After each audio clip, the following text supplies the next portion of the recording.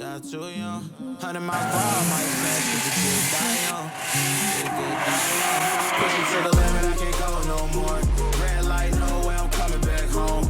Long dirt road, all on my own. I'm a big place, I'm a name in the stone. My name in the stone. Yeah, I'm coming back home. Yeah, I'm coming back home. My name in the stone. What's up, guys? Welcome to yet another video of the box trailer. What it feels like part 10,000, but it's only like part 10. It's been a lot of work, but we're getting close. I can see the light at the end of the tunnel now, and I'm excited because that means we're just one step closer to getting back to the track and into action, because I miss it.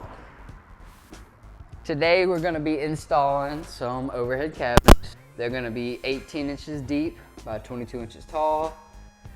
It's going to have 2x2 supports screwed into the wall all the way around, and then on the front face, the bottom of the front of the shelf. And then we're gonna make another face for the door, which they're both gonna be, this is gonna be 3/4 a shelf, and the face is gonna be 3/4. It's gonna be like a 3-inch face on it. And then we're gonna build one solid lift up style door on it. It's probably gonna be out of 1/4-inch plywood just to keep it lighter. All right, so after some trial and error and a couple of calls with my buddy Boo, we figured out my problem I was having was when I put the screw in the wall, it was making too big of a hole in the metal behind the wall, and it wasn't grabbing. But on these Tech wood to metal screws, they have these little tabs that are made to break off. So we figured that, well, he kind of figured, and I was kind of along those lines also, that they were making too big of a hole and stripping out the metal. So I went inside and grinded all these down real quick and got rid of all the tabs, and the first one worked. Good thing, because that was about the last spot I had to make it level and be on that stud. I have a couple of trial holes right above it, but I could just patch those and paint them again. But yeah, here's the first piece, fixing to make sure it's level, and then I'm gonna go ahead and put it to all the other studs, and then I'm gonna do the same thing on the sides. All right, the first piece of wood is on. Only took an hour. It's good and level. So from that, we're gonna go ahead and start doing the sides real quick, and the screws are working. Just gotta make sure to ground those tabs off. Other than that, I don't think I have anything for you right now.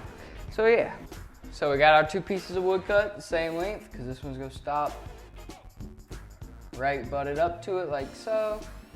And then the other one has got this going all the way to the corner, so they're both gonna be butted up on both ends. The first thing I'm gonna do is take my clamp right here, clamp it in the corner. Hopefully be able to still drill right there. Let's see.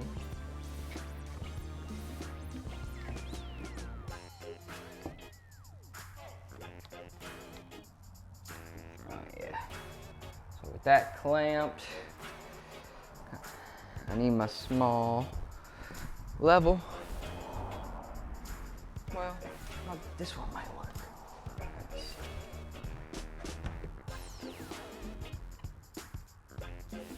All right, once we get the first screw in, we can worry about that. Take this off, see where this stud is real quick.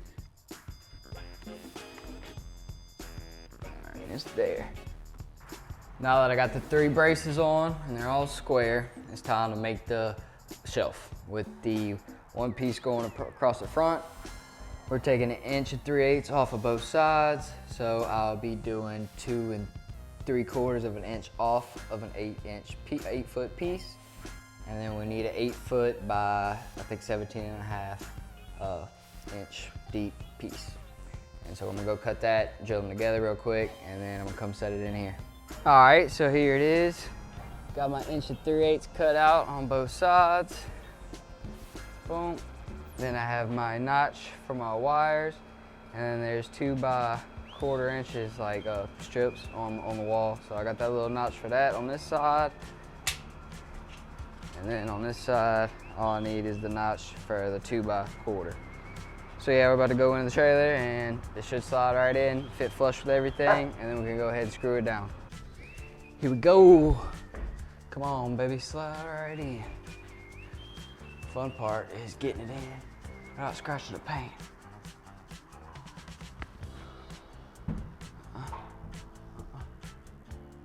What am I gonna step on?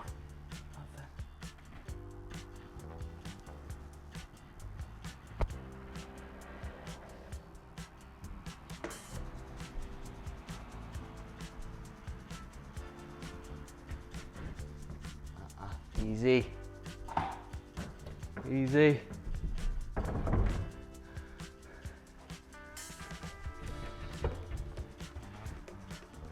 Booyah. It's not sitting level right now only because the wood had a little bit of flex in it. So once we screw it down in each corner, it'll be looking good and flush.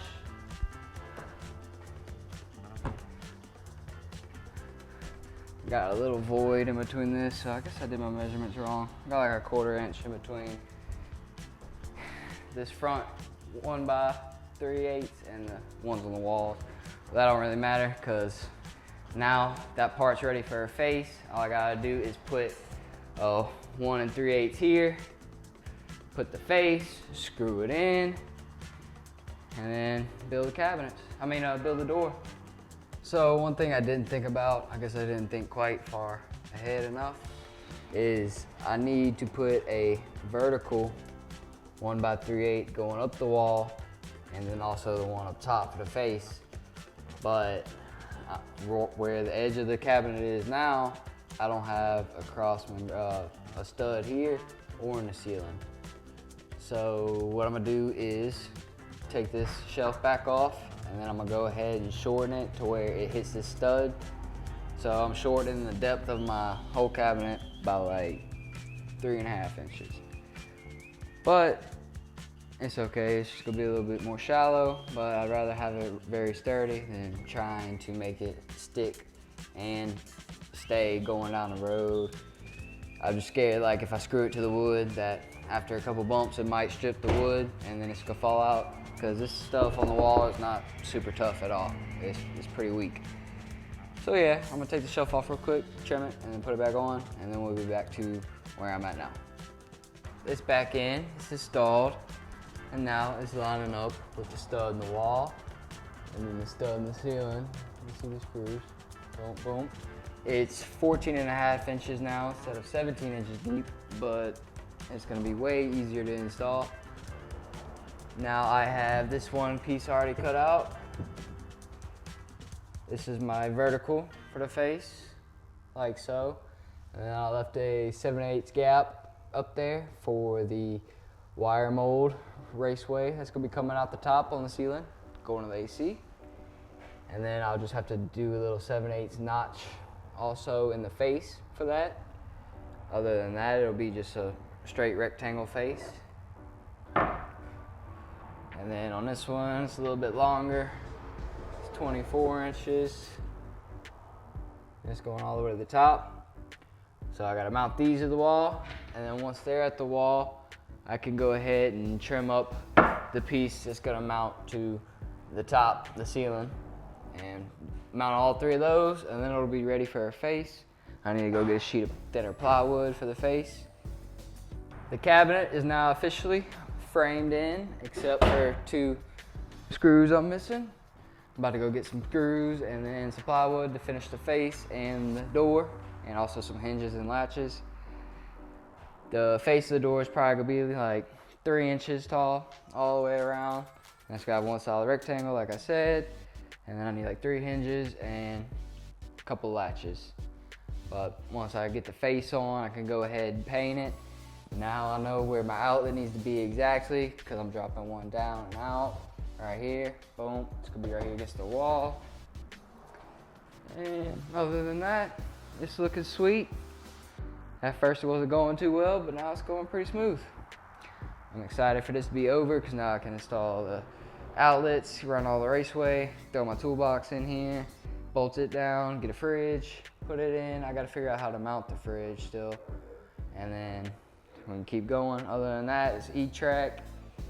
E-track on the floor to strap the car down, and then I'm gonna need something for the car to roll on because apparently this stuff does not do good with sticky tires.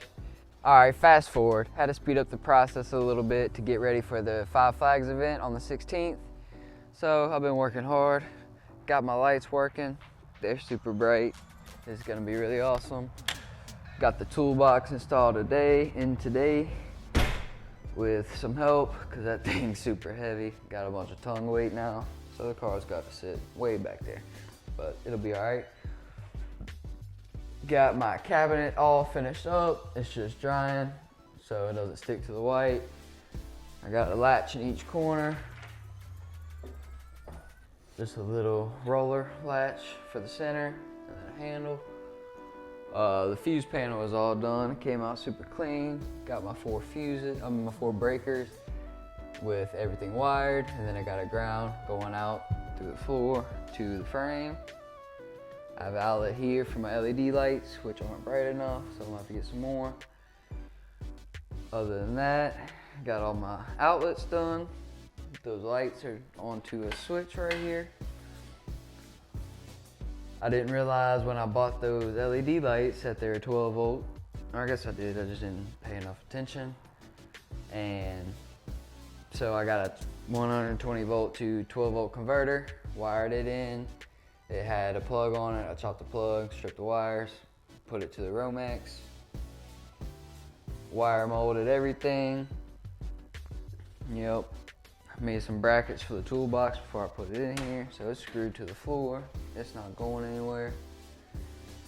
All we gotta do is throw a fridge in here, a little mini fridge with a freezer.